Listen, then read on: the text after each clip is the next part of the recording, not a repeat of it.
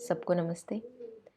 So let us take another few lines from Kabir ji today on death, on what needs to die. जीवन में मरना भला जो मरी जाने कोय, मरना पहले जो मरे अजय अमर सो होए. So Kabir ji is saying that it is very important to die while you are alive. It is very urgent to die while you are alive if one knows truly the art of dying. Jo mari jane koi, the one who knows how to die. मरना पहले जो मरे, जो मरने से पहले मर गया, the one who dies before death comes.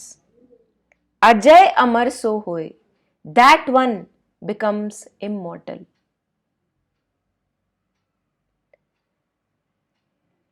So what is it that Kabir ji is asking us that should die? One should die.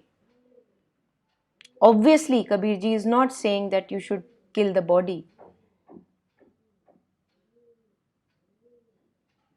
What is it that lives our life?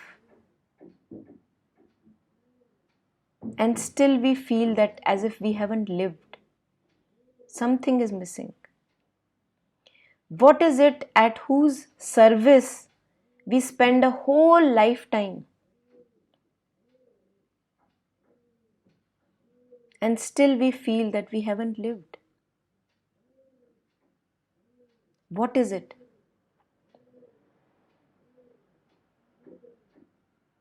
It is me, the separate self, the separate identity. Me and my story. And we keep on feeding that story throughout a life. And thereby feeding, as if fueling that ghost which we call as myself. So what is there that we have to die to? We have to die to this separate identity.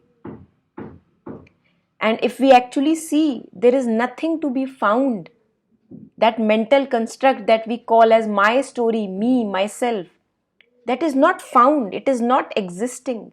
It is as if we are feeding a phantom ghost. Throughout a life, we are feeding a phantom in search of happiness. And that phantom self also seeks happiness. So we try to go to people, we try to go to relationships, we try to go to achieve things in life which give us happiness. But what that separate self is seeking is the true happiness, which is not dependent on any external situation. And how will it get true happiness?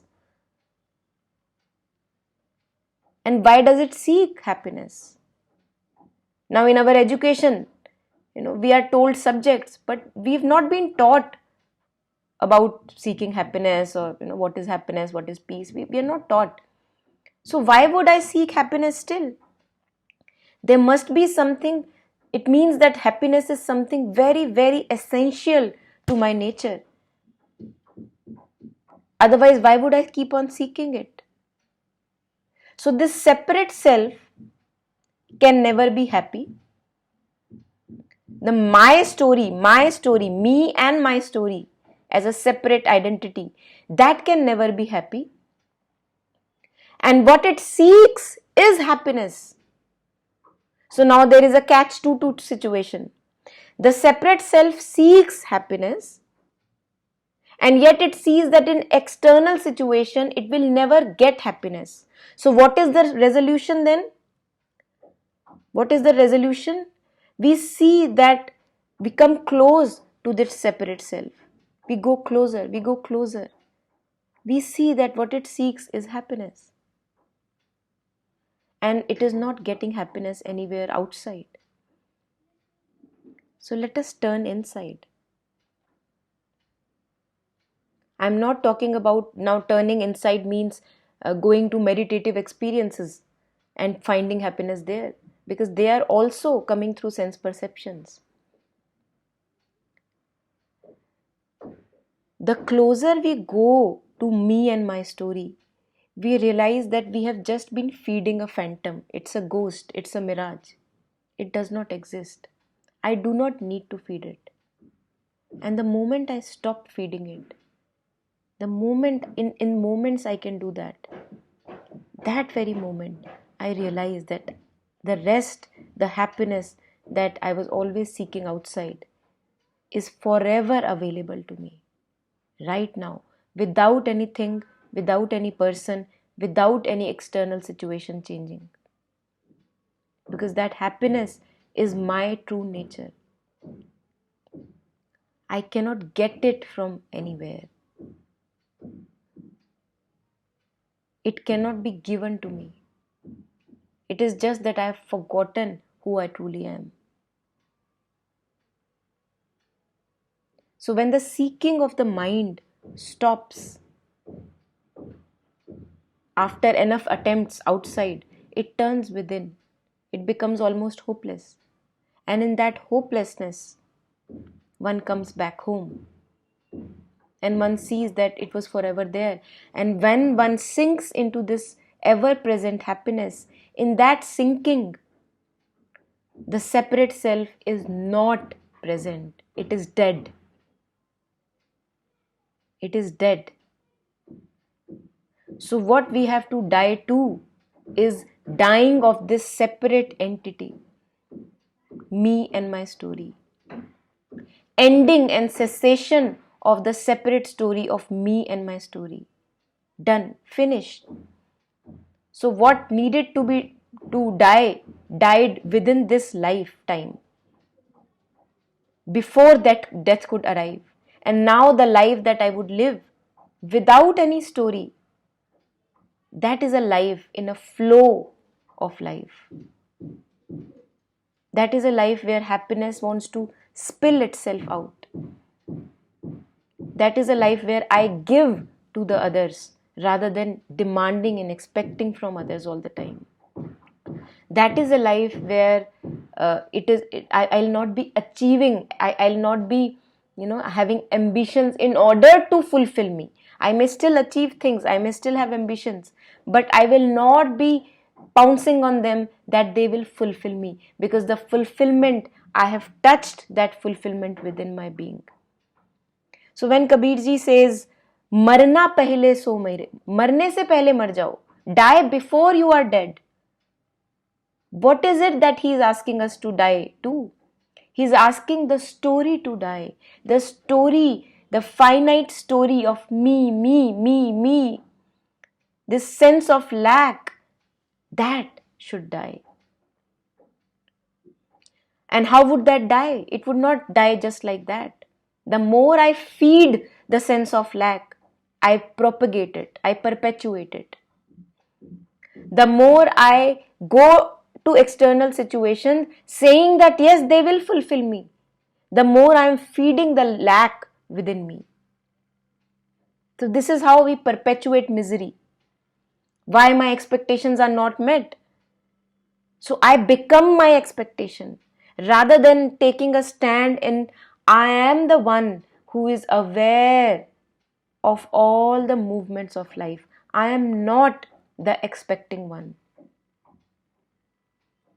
I am the one who is aware, who has been aware since my childhood of all the ups and downs and happenings of life. That awareness is me. I am not the one who lacks. And the moment I take a stand in that fulfillment, the separate self dies in that moment. And this is the remembrance that Kabir talks of again and again in many couplets. Remember who you truly are. Remember who you truly are. So when confusion and misery come, when I see myself demanding and expecting from people, again, take a stand back.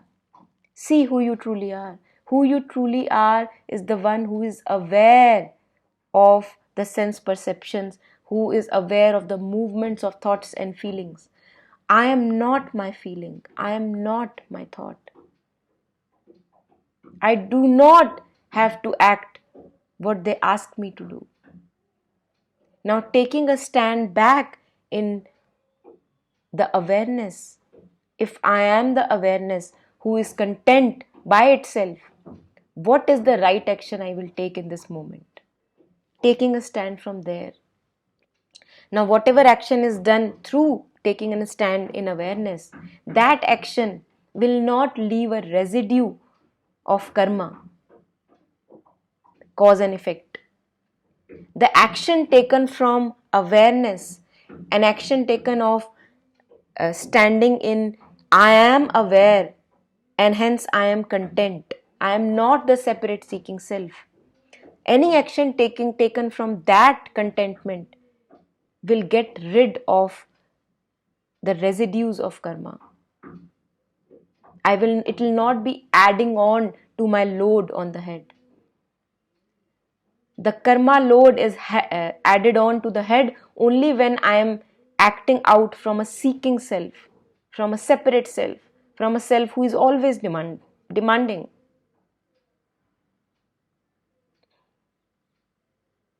So this is the remembrance that one has to do. Remember who I truly am. Remember who I truly am. I may be playing a role of a mother, but who I truly am is the one who is aware of the role of the mother. I am not the mother. And hence I can change my behaviors, actions, whatever suits the occasion best, whatever is right for each and every person around me. I do not have to stick to one pattern of being a mother, and be propelled by it. So the more we begin to take a step back, stand as awareness, stand as pure awareness, we see that the peace immediately dawns, happiness immediately dawns. It is not waiting for something external to get fulfilled. That is our true nature. That is who we truly are. And the separate self, the ego, also seeks rest. That's why it is so restless. It always seeks rest. So, can we give this rest to the ego? And the rest to the ego is in its annihilation. Because when I am taking a stand as the awareness, when I am taking the stand as pure awareness, ego cannot exist. It dies. So, this is the death that one has to die to before the physical death arrives. Who would like to experiment with this? This is an invitation from Kabir, and again, feel free to go deeper, reflect, and contemplate, sleep, and sit over it. And yeah.